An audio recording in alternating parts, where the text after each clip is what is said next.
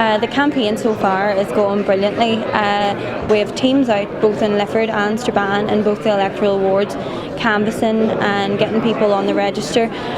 We're having great responses from people at the door at the minute, so we're hoping that's a good sign of things to come for polling day on the 23rd. We're here tonight to hold a public debate on Irish unity. We have 6 speakers from across the board, so we have people representing different political parties with opposing views, so we have people for a united Ireland and people against.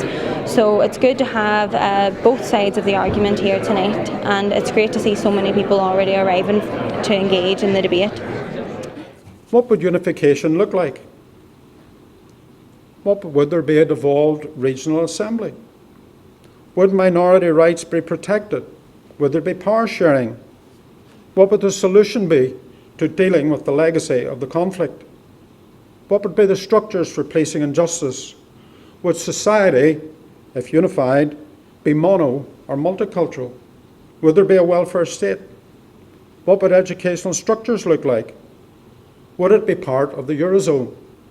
And if so, would sovereignty be surrendered to a possible greater fiscal union, which seems to be the natural outcome of the crisis that the Eurozone has endured? It would need harmonisation of people, their rights, their aspirations and choices. Northern Ireland, regrettably, is not at this point, and therefore, by definition, neither is any unification project that would include such a Northern Ireland.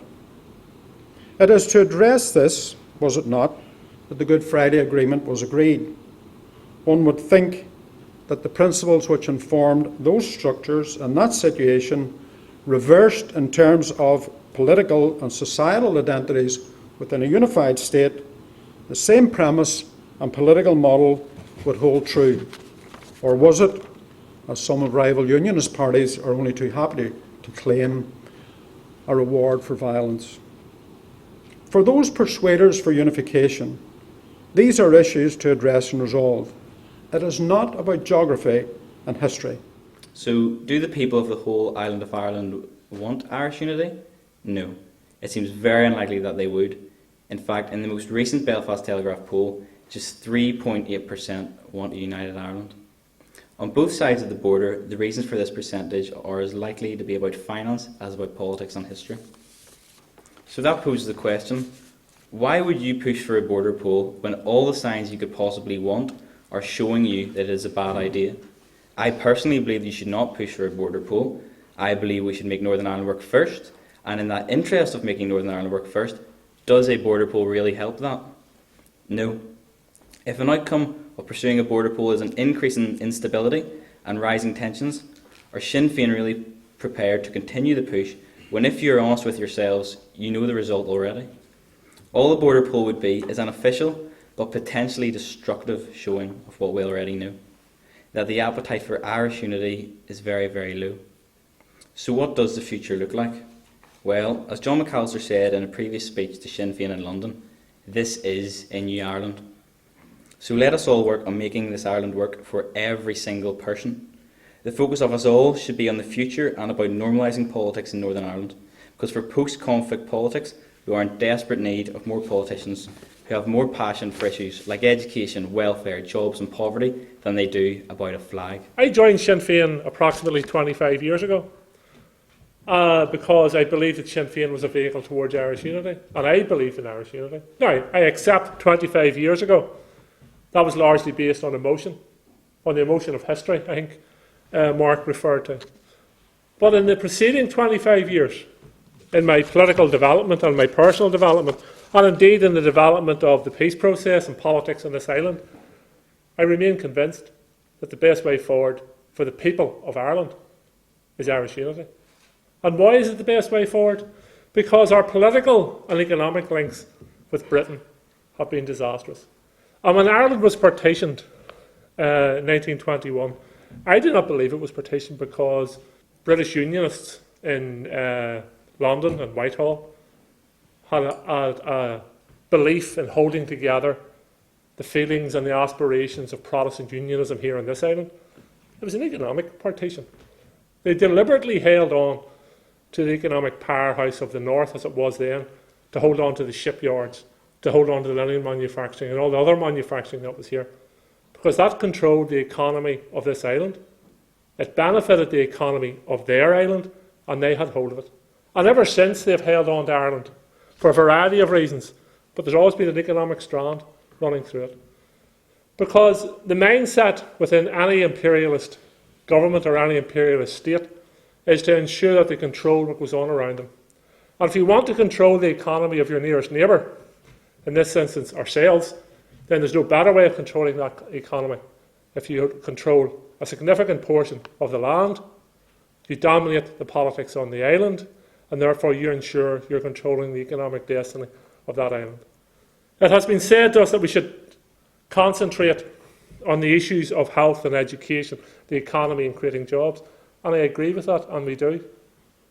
But we will not have full control of education and health and jobs and the economy until we wrestle control of the economy back onto the shores of this island. And Britain have continually refused to have any detailed discussion about the economy and how their role in our economy affects us. They refer to the ungraciously named block grant of 10.odd billion, but they will not release the figures about how much money leaves the island of Ireland and goes to the British Treasury. So you cannot have a detailed discussion in regards to those matters. Stormont has no real economic powers because they rest with Britain. Our economic destiny is wedded to decisions that are largely made by Terry's party for the needs of the southeast of England. They have no interest in what the needs are of the people on this island when they're making them economic decisions. So, why am I still a Sinn Féin member? Why am I here advocating Irish unity? Because I believe that for the betterment of the people of Ireland, Irish unity is the way forward, where we break the economic and political link with Britain. But we certainly do have to deal with the cultural and social links that are with Britain. The million-odd people who live on this island, who believe themselves and identify themselves as British, who have a strong cultural and historical link with Britain, we have to respect that, we have to work within that, and we have to deal with it. And Terry asked the question, what will a united Ireland look like? Let's have the debate about what a united Ireland will look like. Let's have the debate about the cultural and social links with Britain. Let's have the debate. I believe there should be a welfare state. I believe there should be a national health service. I believe that the wealth of the people should be equally divided and for the benefit of the people. That's the debate we should be having about the way going forward. But when I go back to the reason for a border poll, and as a member of the government, Labour Party member of the government don't feel this is the correct time. And I think everyone would agree with that obviously the polls show that people would reject it.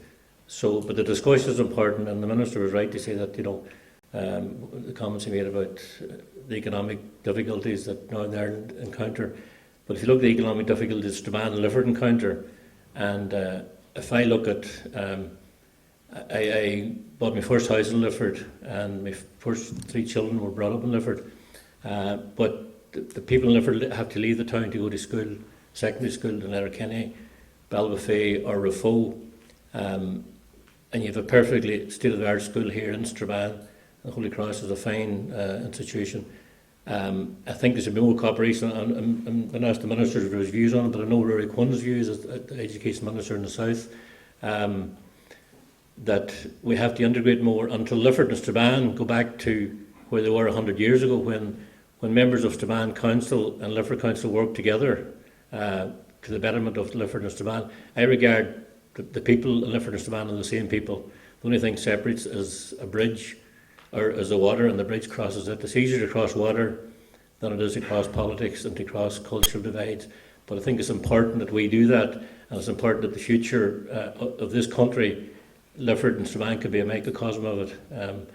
There's very little interaction. The Council of Lifford deal with Lifford issues, the Council of Strabane deal with Strabane.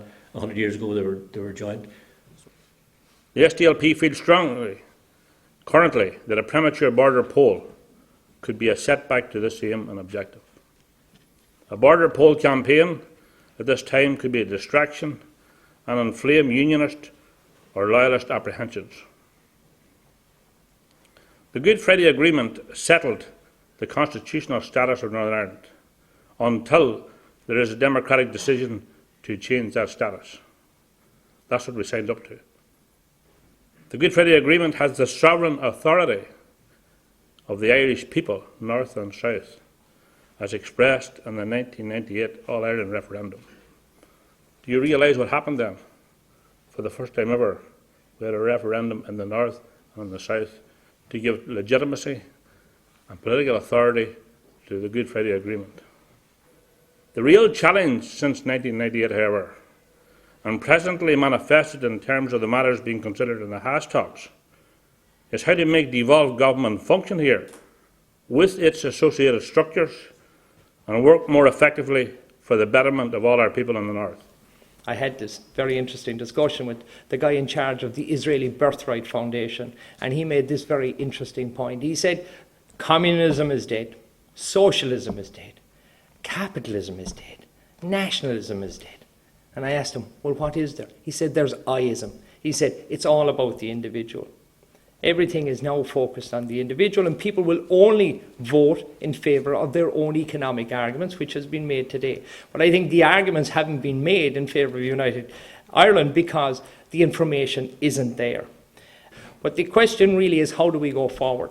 Because, as I said earlier, whether you're in favour of United Ireland or United Kingdom, you should be planning for it. Whether you want it to happen, believe it never will happen, you should be planning for it. What we should be doing is we should be going to the only country in modern times who was unified in Europe, which has been Germany, and ask them about their experience. No better people to hold records as to what they did right and what they did wrong, what they would suggest we would do and suggest we would not do.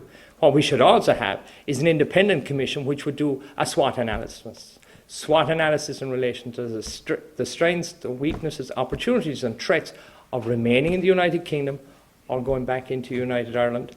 And finally, we should look at both governments working together on this issue and how the lives of the people in this part of the island could be improved in terms of education, in terms of health, in terms of housing, in terms of employment. We're not talking about the Ireland or the 6 counties as of today. We're talking about some time in the future. I can't tell you when that is going to be, when there's going to be a vote on the issues. And when there is a vote, as there will be all over the island, I will be voting for it because I believe that a united Ireland is the best thing for all the people on this island. Thank you very much.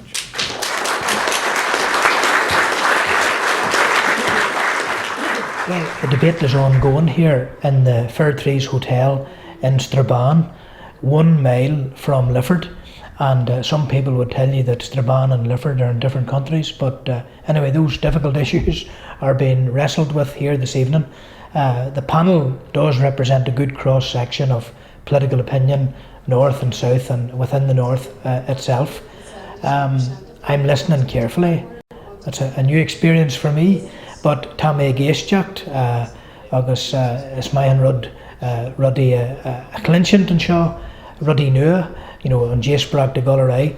I think it's very good that, NI21 and the Conservatives and the SDLP and Fianna Fáil and Labour and Sinn Féin are at the table together discussing the prospects of a united Ireland.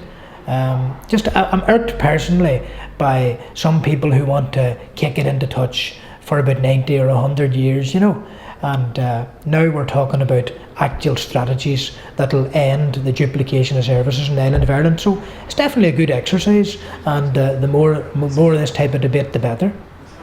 I came here tonight because I think it's a very, very important debate to have.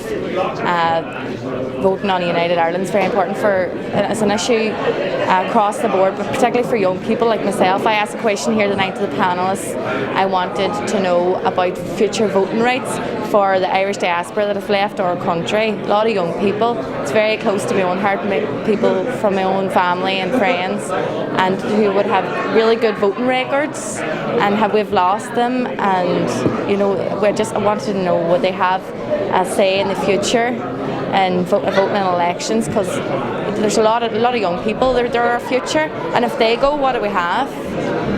So it's very important debate to be had, and that's why I came here tonight. It's very important, it's close to my heart, and I'll be going out to vote. Tonight's debate was extremely enjoyable. It was great to see such a wide variety of people taking part in the debate, especially the two representatives from the unionist community. It was well chaired by Jude Collins, and there was some really informative debate and questions were given from the floor. And it's good to see the prerogative being taken.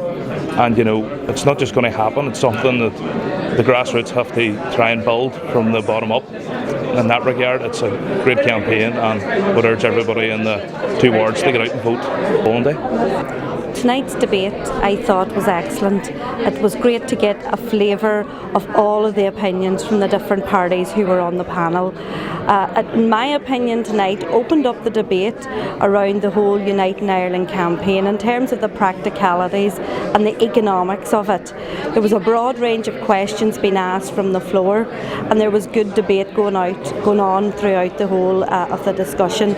I would urge as many people to come out over the course of this week and discuss this. They've been coming into our offices, they've been bumping into people around the streets and talking about a border poll, and indeed I've had a contact from one of our local schools here in the area to ask about what's happening around the border poll and can young people actually vote in it. So issues around unemployment, the diaspora, health, education, all of those issues matter, and they matter to our people here in Strabane and in the Lifford area around Irish unity.